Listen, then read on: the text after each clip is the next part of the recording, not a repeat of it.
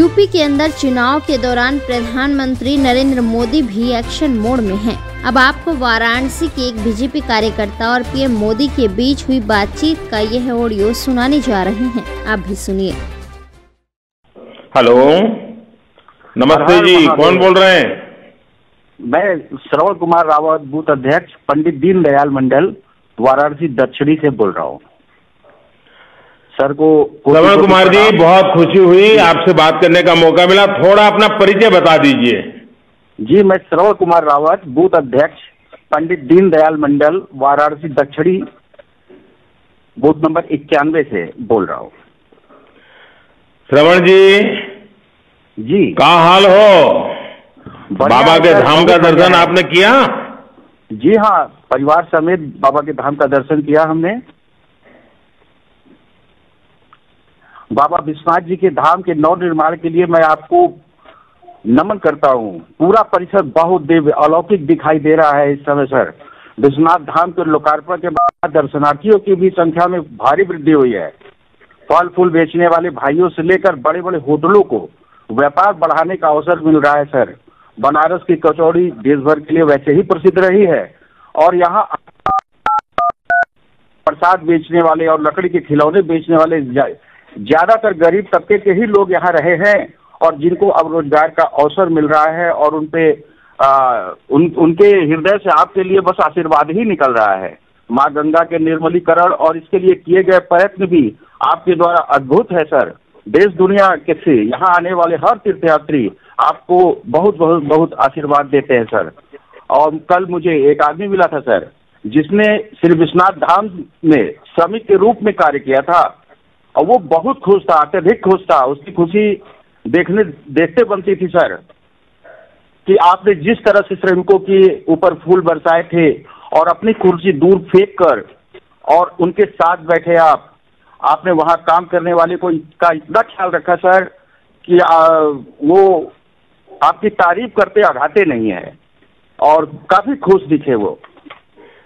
श्रवण जी, ये आपसे सुन करके मुझे अच्छा लगा कि जो सही इच्छा थी कि गरीब को वहां रोजगार मिले, गरीब के जीवन में बदलाव आए। आपने बहुत अच्छे ढंग से सारे गरीबों के काम में कितनी गति आई उसका वर्णन किया, मुझे अच्छा लगा।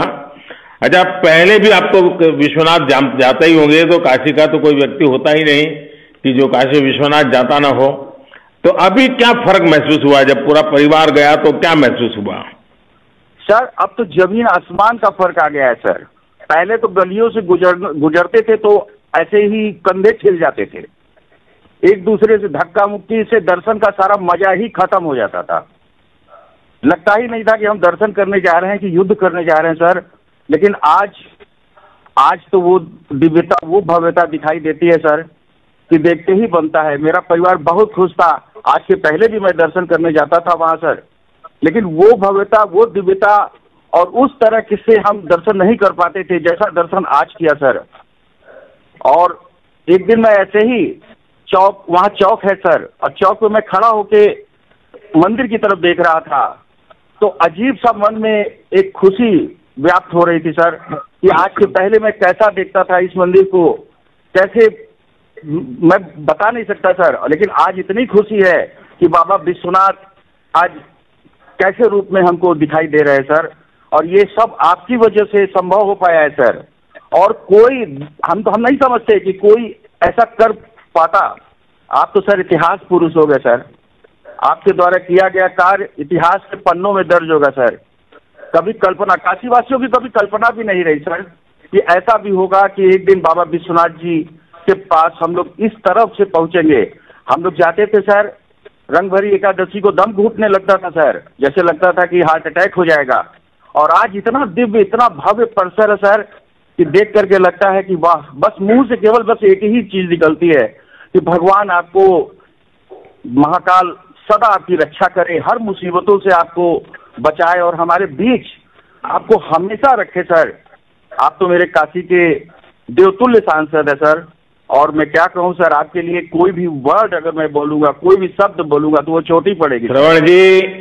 श्रवण जी, आप एक बूथ के प्रेसिडेंट हैं, लेकिन जिस गहराई से आप बात को बता रहे हैं मुझे बहुत खुशी हुई कि एक बूथ लेवल पे मेरा एक कार्यकर्ता इतना सजग है, इतना व्यापक उसकी दृष्टि है।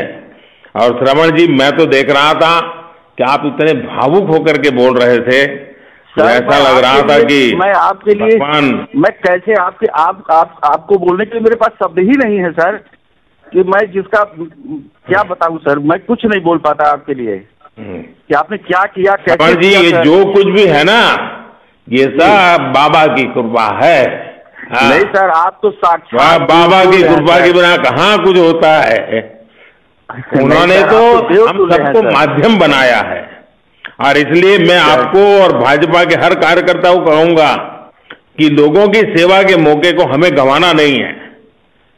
जब भी सेवा का मौका मिले, हमें पूरी शक्ति से वाराणसी के लोगों की सेवा करनी है, क्योंकि बनारस के हर संकल्प में और यहाँ के हर कंकर में महादेव शंकर स्वयं विराजते हैं। मेरा एक आग्रह है, आप सभी को बनारस में स्वच्छता बढ़ाने के लिए और जागरूकता फैलानी होगी। मैं आपको एक काम दे रहा हूं जी सर। आप अपने साथियों के साथ मिलकर, जो लोग वाराणसी आते हैं जी सर, तो बहुत लोगों, बाहर वालों को पता नहीं होता है, और इसलिए मैं आग्रह करूंगा कि हम लोग ऐसी लोगों की आदत डालें कि जो भी लोग आएंगे उनको आप कबीर चौरा ले जाने का प्रयास करें और संत रविदास के मंदिर के भी दर्शन करवाएं। देखिए, अपनी सरकार ने वहां भी बहुत सारे काम कराए हैं। इससे वाराणसी की संस्कृति, विरासत, पर्यटन सबको लाभ होगा। तो इस वीडियो को अगर आप YouTube पर देख रहे हैं तो हमारे YouTube चैनल को सब्सक्राइब करें, और अगर आप Facebook पर देख रहे हैं तो हमारे Facebook पेज को लाइक करना मत भूलिए। और हाँ, देश और दुनिया की ऐसी ही तमाम अलग अलग खबरों के लिए चैनल को सब्सक्राइब जरूर करें, वीडियोस को लाइक और शेयर करना मत भूलिए।